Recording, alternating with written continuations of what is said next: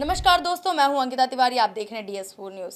दोस्तों, उत्तराखंड में UKSSC का एग्ज़ाम हुआ और उसी के आधे घंटे बाद पेपर लीक हो गए, जिसमें स्टूडेंट्स का गुस्सा बढ़ा, आक्रोश हुआ, रोडों पे प्रदर्शन किए गए, गाड़ियों को रोका गया, जाम हुआ और साथ ही स्टूडेंट्स ने एक नारा दिया, पेपर चोर गद्दी छोड़। साथ ही वहाँ के मुख्यमंत्री का इस्तीफे की मांग हुई। तो आइए इसी विषय में बात करेंगे हमारे सहयोगी से। सर, हमारा सवाल है कि ये जो स्टूडेंट्स का प्रोटेस्ट हो रहा है उसको आप किस तरह से देखते हैं? देखिए अंकिता जी, स्टूडेंटों के प्रोटेस्ट होना ही ये बहुत बड़ी बात है। इसको देखना कैसे है? देखना वैसे ही है जैसे हर बार देखा करते हैं, चाहे वो उत्तराखंड की बात हो, चाहे बिहार की बात हो, चाहे दिल्ली की बात हो, चाहे हरियाणा की बात हो, किसी भी प्रदेश की बात हो, चाहे राजस्थान की बात हो, किसी भी प्रदेश की बात हो, ये कोई नई बात नहीं है और फर्स्ट टाइम ऐसी बात नहीं है कि युवा जो है सड़क पर उतर कर विरोध कर रहे हैं। हाँ, ये बात अलग है कि इस बार युवाओं ने भारतीय जनता पार्टी के खिलाफ एक अलग तरीके से मोर्चा खोल दिया है। दरअसल इसमें हुआ क्या है कि UKSSC का जो पेपर हुआ, एग्जाम जो हो रहा था, बताया जा रहा है कि जैसे ही एग्जाम होना शुरू हुआ, महज आधे घंटे के बाद ही पेपर का एक सेट जो है वो लीक हो जाता है।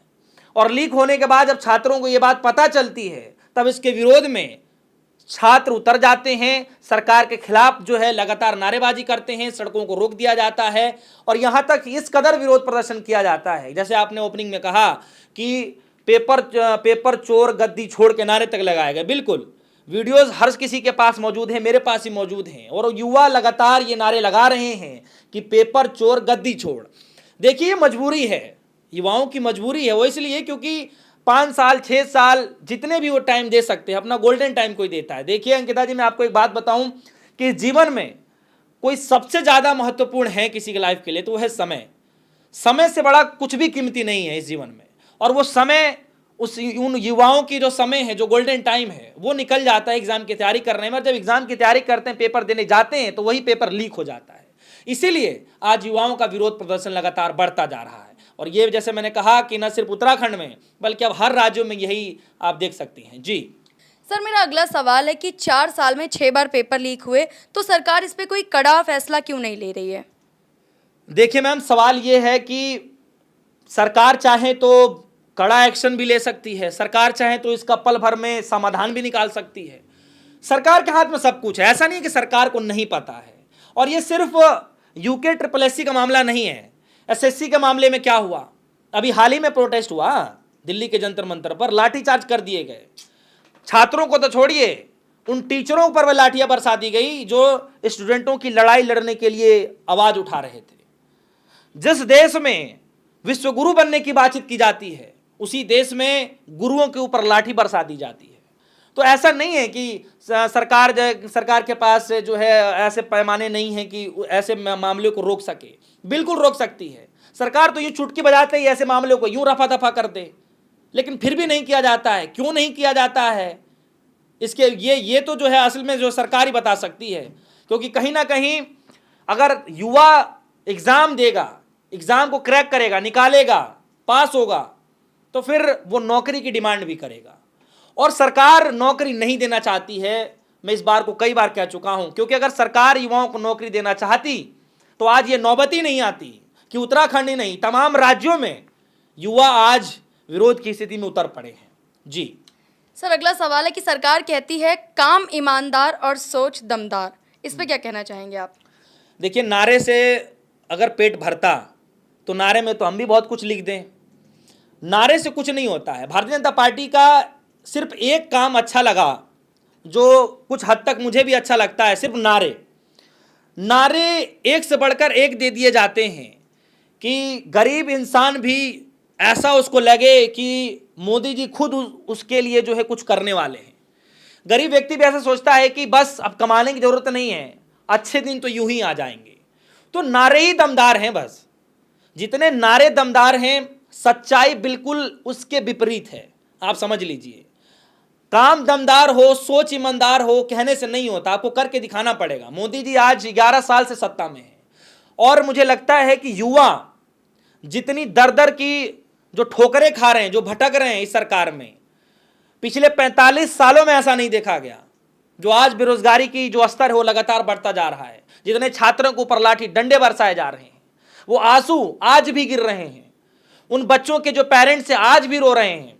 किसी ने खेत बेच दिया, किसी रिक्शा चालक ने अपने बेटी को चाहे बेटे को सब कुछ न्यौछावर करके पढ़ाने की कोशिश करी, लेकिन कुछ नहीं मिल पा रहा है। तो सोच ईमानदार सिर्फ कह देने से नहीं होता, ईमानदारी दिखानी पड़ती है, जनता के सामने वो परोसना पड़ता है, साबित करना पड़ता है कि हाँ हम आपके लिए सब कुछ न्यौछावर करने के लिए तैयार हैं। सर मेरा अगला सवाल है कि बेरोजगारी वैसे भी चलन पर है और उसके बाद पेपर लीक जैसी चीजें हम रोज सुनते हैं, तो इसमें युवा क्या कर सकते हैं? देखिए मैम, युवा क्या कर सकते हैं? युवा सिर्फ अपनी हक की लड़ाई लड़ सकते हैं। युवा जो परेशान हैं, जो उनको ऊपर बीत रहा है, वो सरकार तक कैसे बातें पहुंचा सकें, उसके लिए वो प्रदर्शन कर सकते हैं।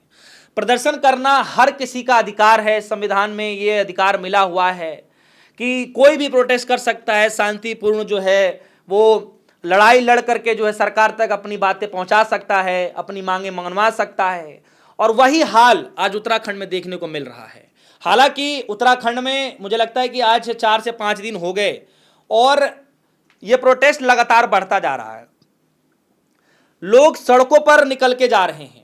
पहाड़ी इलाका है लेकिन फिर भी लोग सड़कों से निकल करके जा रहे हैं, पहाड़ी इलाके में घूम घूम के प्रोटेस्ट कर रहे हैं। स्टूडेंट जो है प्रोटेस्ट कर रहे हैं। रातों में जो है स्टूडेंट सड़कों पर सोने के लिए मजबूर हो रहे हैं। ऐसी भी तस्वीरें निकल करके आ रही हैं। और आज ये हालात हो गया है कि हर घर से, हर गली से आज प्रोटेस्ट की आवाजें लगातार निकल रही हैं। और उसमें सबसे ज्यादा जो है मुद्दा है, पेपर चोर गद्दी छोड़ के नारों से पूरा उत्तराखंड गूंज चुका है। और यहां तक कि धामी के इस्तीफे की मांग भी लगातार वहां पर चल रही है। तो कहीं ना कहीं सरकार जो है चाहे तो इसका समाधान कर सकती है, लेकिन नहीं करना चाहती। ये मुझे बताने की जरूरत नहीं है क्यों नहीं करना चाहती, किस लिए नहीं करना चाहती, ये सबको पता है, युवाओं को भी पता है। ऐसे हालात में युवा जो है सिर्फ जो उनको ऊपर बीत रही है वो सिर्फ एक प्रोटेस्ट के माध्यम से सरकार तक अपनी आवाज ही पहुंचा सकते हैं। और करना ना करना ये सरकार के बस की बात है कि सरकार कितना युवाओं के लिए सोचती है, क्या काम कर पा रही है। कम से कम केंद्र सरकार नहीं सोच पा रही है तो राज्य सरकार को सोच लेना चाहिए। लेकिन यह हैरानी की बात यह है कि अगर केंद्र सरकार से ही अगर इशारा इस तरीके से मिलेगा तो फिर राज्य सरकारें क्या करेंगी? और वहां भी डबल इंजन की सरकार है। जब सेंट्रल में बैठे मोदी जी जो है 2 करोड़ रोजगार देने की बात करते हैं और धरातल पर पता नहीं कुछ ऐसा मिलता भी नहीं है, तो सोचिए कि जो उनके नीचे के जो लोग हैं, राज्य लेवल के जो लोग हैं, वहां के जो मुख्यमंत्री हैं, तो सोचिए वो किस लेवल तक जो है युवाओं के साथ इतना जो है न्यायपूर्ण स्थिति में काम कर सकते हैं। सर मेरा आखिरी सवाल